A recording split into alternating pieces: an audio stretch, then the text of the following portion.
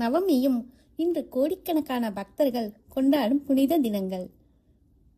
அந்த 2 திதிகளுக்கு இத்தகைய தெய்வீக மகிமை கிடைத்தது எப்படி தெரியுமா? ஒரு அவதாரம் உலகையே மாற்றியது. தன் அவதாரத்தின் மூலம் அந்த நாளையே புனிதமாக்கியவர் ஸ்ரீமன் நாராயணன். ஓம் நமோ நாராயணா. அஷ்டமியும் நவமியும் இன்னைக்கு நாம எல்லாரும் கொண்டாடுற புனிதமான தினங்கள். ஆனா ஒரு காலத்துல இந்த 2 திதிகளையும் மக்கள் தவிர்த்தாங்கன்னு சொன்னா உங்களால நம்ப முடியுமா?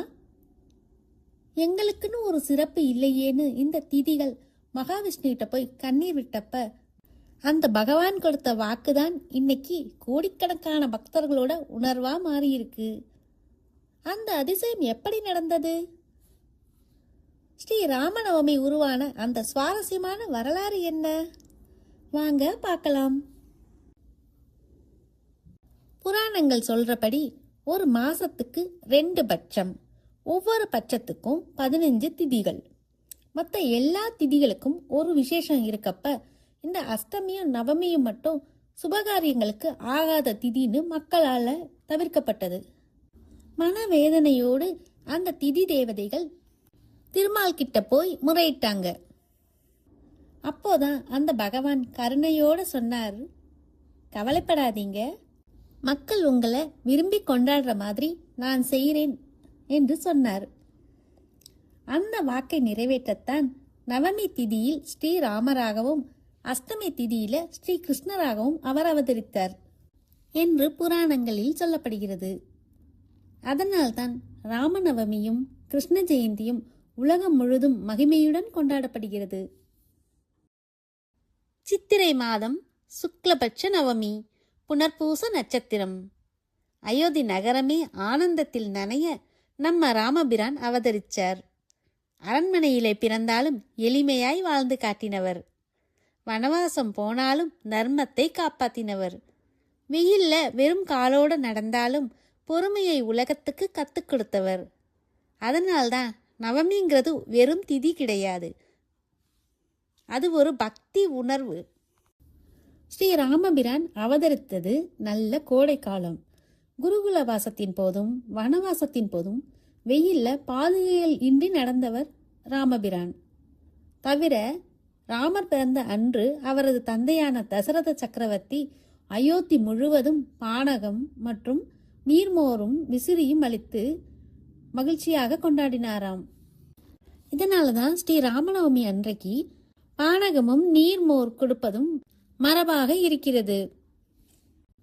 சரி, ஸ்ரீ ராமநவமி விரதத்தை எப்படி கடைபிடிக்கலாம்? சித்திரை மாதத்துல முதல் திதியான பிரதமை துவங்கி நவமி வரை 9 தினங்கள் விரதம் நோற்று ராமாயணத்தை பாராயணம் செய்வது ஒரு முறை.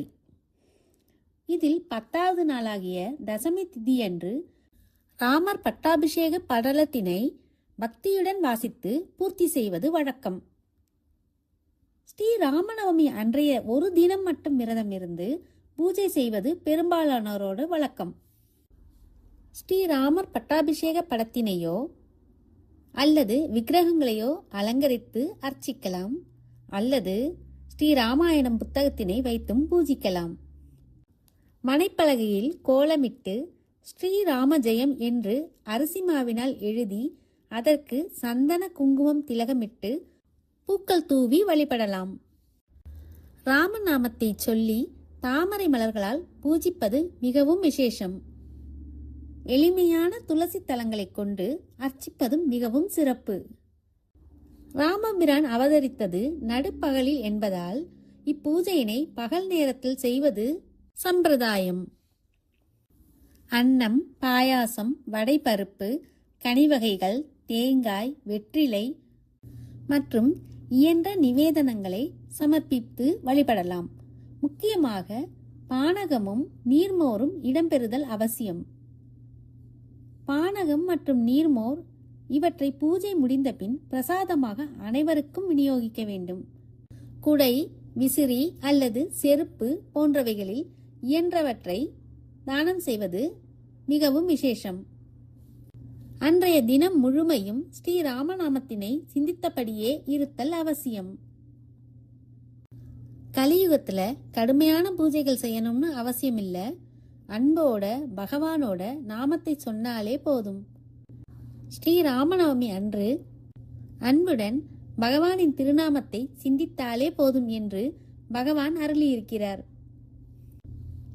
ஸ்ரீ ராமநவமி அன்று ஸ்ரீ ராமஜெயம்ங்கிற மந்திரம் நம்ம காதுகள்ல ஒலிச்சுக்கிட்டே இருக்கட்டும்.